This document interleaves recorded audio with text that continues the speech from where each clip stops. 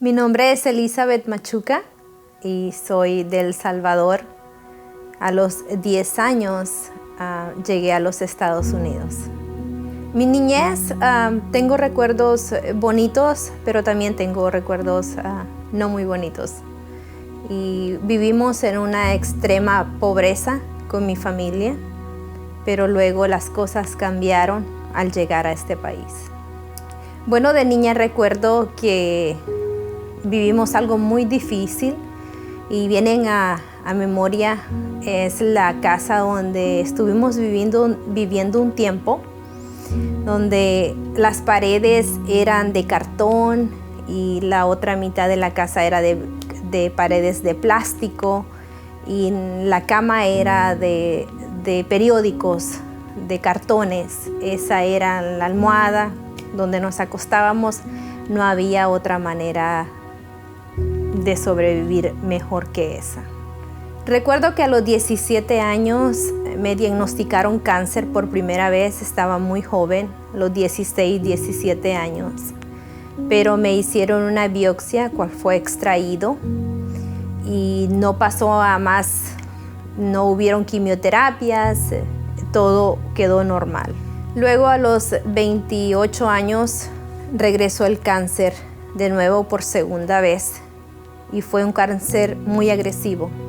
Recuerdo que me encontraba en mi trabajo cuando empecé a sentir un dolor en el estómago muy fuerte y directamente de mi trabajo me fui para el hospital. Llegué al hospital, me hicieron muchos exámenes. A la semana de estar internada me dijeron que tenía un cáncer agresivo y que era etapa 4 y que ya no había nada más que hacer, que aproximadamente ellos me daban 6 meses de vida, que iban a hacer todo lo que estaba en sus manos, dijeron los médicos, para que pudiera sobrevivir por lo menos unos 6 meses, pero no me daban seguridad de vida. No la había ninguna, no había medicina, no había ninguna quimioterapia que pudiera hacer algo por el cáncer que había en mi cuerpo. Bueno, cuando yo escuché esa noticia, fue algo muy fuerte para mí. Lo primero que vino a mi mente es, ¿qué será de mis hijos? ¿Qué será de mis padres? En ese momento no piensas más que en que te vas a morir, porque eso es lo que te están diciendo.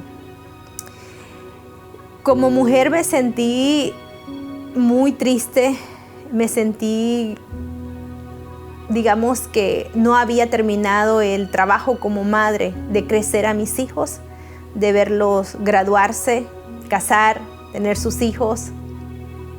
Fue muy difícil porque las madres pensamos hasta en los mínimos detalles, que son la cinta de los zapatos de los niños, y que te estén diciendo que ya no los volverás a ver nunca en tu vida, que vas a morir. Y mis hijos, aún siendo unos niños de 8 o 9 años, era muy difícil. Fue un golpe muy terrible. Fue algo que hasta aún al momento no tengo palabras como describirlo. Luego que los doctores me dijeron que iban a hacer todo lo posible por mantenerme con vida 6 meses, empezaron las quimioterapias. Las radiaciones fueron muy difíciles. Perdí todo mi cabello y llegué a un peso de 80 libras. No podía comer, no podía hablar y no podía levantarme, no podía ni mover las manos. Recuerdo que tenía como algo en la garganta que tampoco podía hablar. Se me vienen momentos donde mi madre al lado de mi cama me decía, ¿recuerdas quién soy? Y yo no recordaba que ella era mi mamá. Hay cosas que las recuerdo, hay otras cosas que me las cuentan. Pero yo creo que lo más difícil en ese momento era saber que no recordaba a mis hijos, no recordaba a mis padres. El dolor de las quimioterapias me lo quitaban con medicinas. Habían medicamentos como la hidrocodone y la morfina que me ayudaban a calmar ese dolor. Pero había un dolor en mi alma muy fuerte y era ver a mi familia destruida a causa de lo que me estaba sucediendo. Me ponía más grave, más enferma y más enferma. hasta el punto que los doctores le dijeron a mi mamá, ya no tenemos nada más que hacer con ella. Necesitamos la camilla que ella está ocupando para que otro paciente que sí tiene posibilidades de vivir la ocupe, pero ella ya no tiene posibilidades de vivir y está ocupando un espacio acá, y queremos darle una oportunidad de vida a aquella persona que sí tiene esperanzas de vida. Entonces le pedimos que se la lleve para su casa o busquen un lugar donde la cuiden para mientras ella muere, porque ya le quedan aproximadamente menos de 6 meses. Entonces mi mamá tomó la decisión de llevarme a casa para que pudiéramos desocupar el cuarto en el hospital. Yo podía escuchar desde el cuarto donde me tenían cómo mis familiares preparaban el funeral, porque ya se acercaba el día en que iba a morir y ellos querían estar listos porque ya no había ninguna esperanza.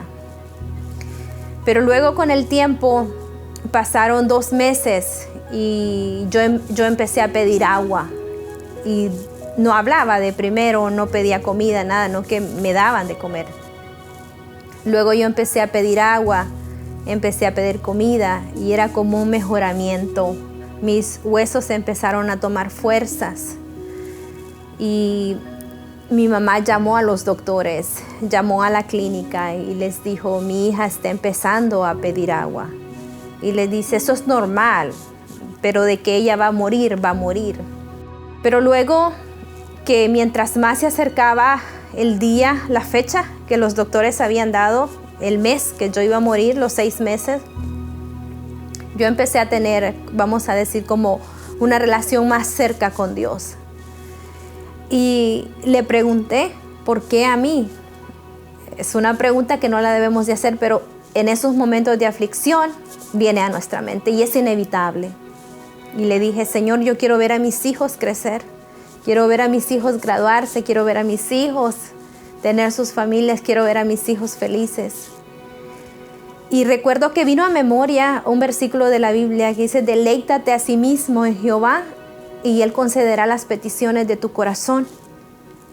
Y recuerdo que en ese mismo momento vino a mi mente la contestación y dije, ¿cómo yo me voy a deleitar en tu presencia, Señor, si me quedan menos de 30 días para morir? Y vuelve otra vez el versículo, deleítate a sí mismo en mi presencia y yo concederé la petición de tu corazón. Y yo lo mismo preguntaba, ¿cómo se puede deleitar una persona en la cama de lecho que ya va a morir? O sea, ¿cómo se puede deleitar? ¿Cómo puedo aplaudirte? ¿Cómo puedo cantarte si yo no podía ni hablar? Y recuerdo que ahí, no sabiendo hablar, no sabiendo moverme, no sabiendo expresar ninguna palabra, empecé a deleitarme en el Señor. Ya con las semanas pedí una Biblia y empecé a leer la palabra de Dios, donde dice que su palabra es medicina a nuestros huesos. Y yo le decía, Señor, tu palabra es medicina a mis huesos. Señor, sáname. Pero eso era algo entre el Señor y yo. Nadie en mi familia sabía que yo estaba pasando por toda esta relación con el Señor. Faltando unas 2 semanas para los 6 meses, me llevaron a la clínica. Mi mamá decidió llevarme a una clínica a hacerme unos exámenes de sangre. Y recuerdo que pasaban 2 horas, pasaban 3 horas y yo encerrada en un cuarto de una clínica. Y llamaron a mi mamá, los doctores, y le dijeron, necesitamos hablar con usted. Y yo pensé que estaba pasando algo grave, yo no podía caminar, no podía levantarme y ver qué estaba pasando. Incluso yo llegué a pensar que estaba pasando algún incendio en el edificio que estábamos, porque veía que corrían los doctores y corrían las enfermeras. Y luego vi que todo el grupo de enfermeras y doctores entraron al cuarto donde yo estaba y me dijeron, no comprendemos qué está pasando, no entendemos, pero el cáncer que tú tenías ha disminuido en un 60%. Empezó un nuevo tratamiento de quimioterapias, no tan fuertes. Me permitió que el cabello me volviera a crecer, que volviera a subir de peso, que volviera a caminar bien, hablar.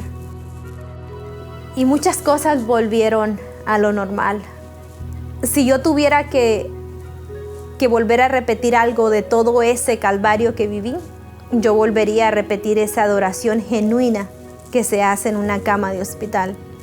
Esa adoración genuina que se hace en el momento en el cual ya piensas que vas a morir. Y con eso me he quedado hasta este momento.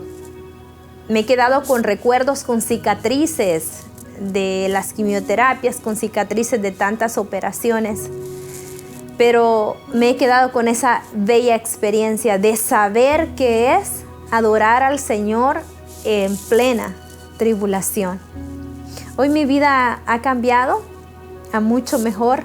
Le creo al Señor con todo mi corazón. Y sé que si el Señor me hizo pasar por ese desierto, vendrán tal vez más, pero hoy sé que no estoy sola, que el Señor está conmigo. Y he aprendido a poner al Señor en todos los problemas adelante, dejándole las cosas a Él.